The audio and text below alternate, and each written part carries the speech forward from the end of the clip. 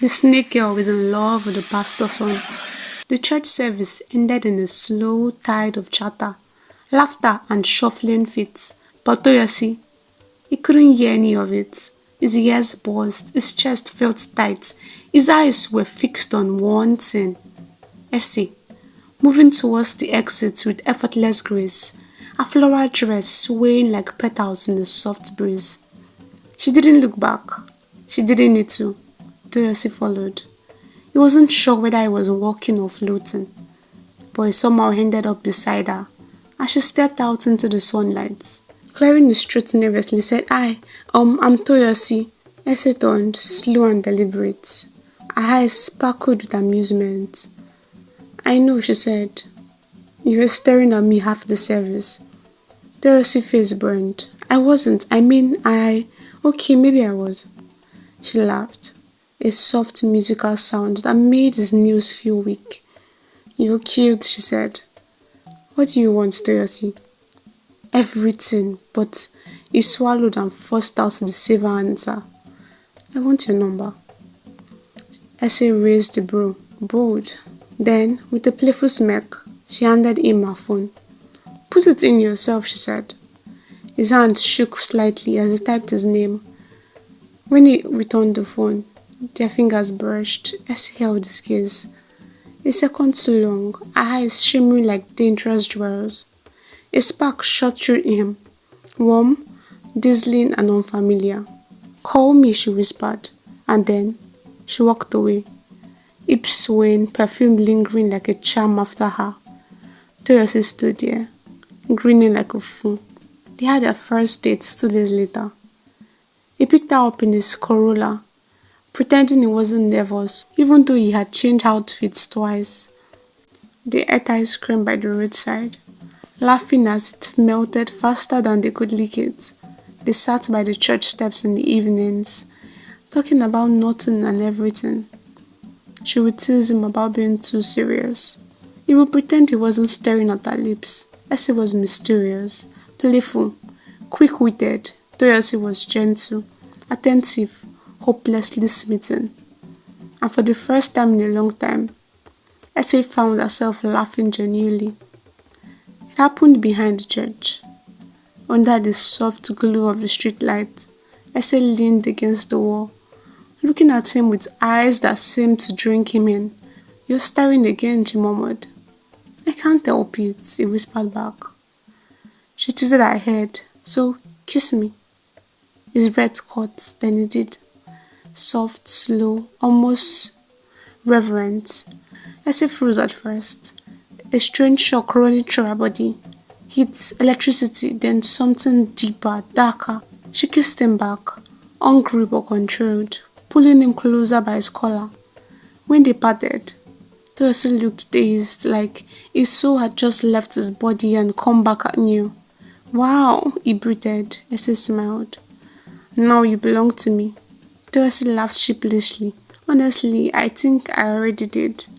From that night, Toyosi's entire world began to revolve around her. He brought her lunch, joined her store every evening, walked her home, counted outings with his friends. His mother complained. His father rolled his eyes. Toyosi didn't care. Boma's disappearance had been the last.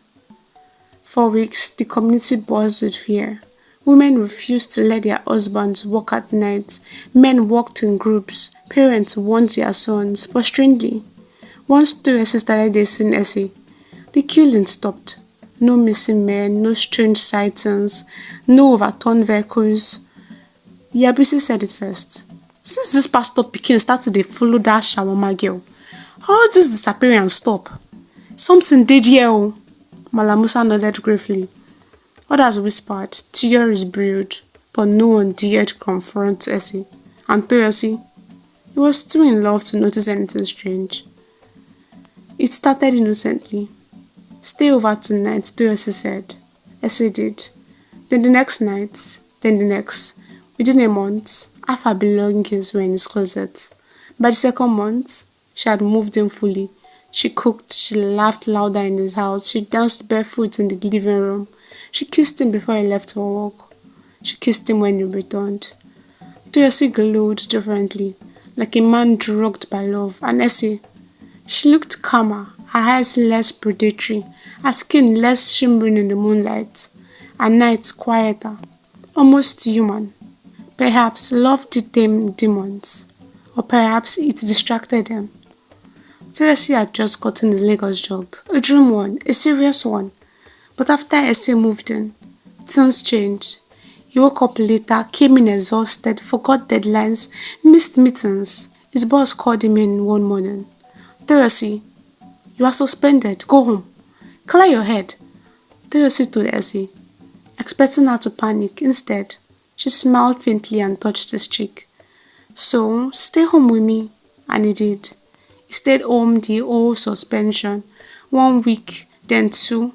He never returned. By the time the office called to ask if he was still alive, Toyosi was already standing beside Essie's shawarma stand, wearing an apron. Customer, your change, he shouted, smiling brightly. Essie laughed from behind the grill. Toyosi beamed like he had found his true calling, and the community, they went mad with gossip. People whispered in the church, talked behind closed doors, spread rumors over a plate of food. But the loudest was Iyabisi. Every morning she watched the PS selling shawarma and muttered, "Ha! This boy don dey mumu. Big job for Lagos, he leave am come dey sell shawarma like apprentice. Na jazz, I talk am." She shook her head dramatically. This girl na something else. First, men dey disappear. Now, she don trap pastor pikin. Tufia kwa. Malamusa would sigh. Leave them alone, woman. Love dey do wonders. Love my food, she snapped. Now nonsense dey worry that boy. But despite the noise, despite the gossip, despite the strange stares from the entire town, Toyosi smiled every day, happy, peaceful, and in love. And Essie, she looked at him with a softness the forest had never seen from her, a softness that scared even her, because, for the first time in her double existence, she felt something she never expected to feel, something dangerous, something binding, something like love. Something sat heavy on Pastor Taiwo's spirit. An unsettling weight he could not shake. Visions flickered behind his eyelids. Glowing eyes, hissing shadows, a boy entangled in sick-like coils. By dawn, he could no longer sit still. He grabbed his Bible, wore his shoes, and drove straight to Toyosi's house. He expected to meet his son. He did not expect her. Essie opened the door slowly. She wore a thin house wrapper, tied loosely at the chest. Her skin glistened softly, as if kissed by oil. The morning sun behind her framed her silhouette in a warm, deceptive glow. "Good morning, Pastor," she purred, leaning lightly on the doorframe. Pastor Taiwo froze. Every hair on his body stood. Her beauty was unreal, too sharp, too distracting, too intentional. "I came to speak with my son," he said firmly. Essie smiled, stepping aside. "Come in, Daddy." The way she said it, sugary, tempting, wrong. The pastor hesitated but entered. She walked ahead of him, hips swaying in a slow rhythm that almost seemed hypnotic. Pastor Taiwo clenched his jaw. "Where's Toyosi?" "In the bathroom," she murmured. Turning to face him, "It's just you and me for now." Her eyes slid down his body and back up slowly. Deliberate, provocative. Pastor Taiwo stiffened. "Respect yourself, young woman." She laughed softly. She slid a finger lightly along his arm. Pastor Taiwo jerked back. His eyes narrowed softly. "You pastors," she said quietly, "always thinking you are above temptations." "I rebuke you," the pastor backed, stepping back with authority.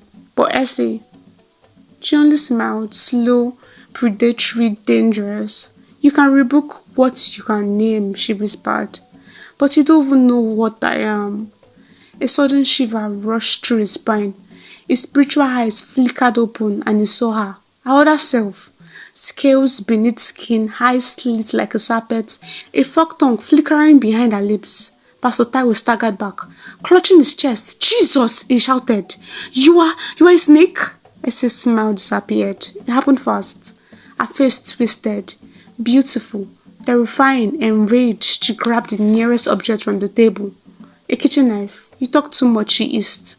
The pastor raised his hands to defend himself, but she swung the blade in a flash. Swish! The knife missed his throat by inches, instead slicing across his wrist. Blood splattered the tiles. Jesus! He cried out, stumbling backward. I told you, pastors, you see too much. She raised the knife again. Daddy! Dorothy's voice. Essie froze. Her expression softened instantly, like a switch had been flipped. She let her knees buckle, collapsing into a delicate heap on the floor. Ah, Toyosi, she whispered weakly. I feel faint. Pastor Taiwo clenched his bleeding wrist. Toyosi, she tried to kill me. Open your eyes, my son. She's a... Daddy, please, Toyosi shouted, rushing past him to lift Essie gently into his arms. He didn't even look at the blood, didn't see the knife, didn't see the danger. All he saw was her. Essie whimpered softly and clung weakly to his chest.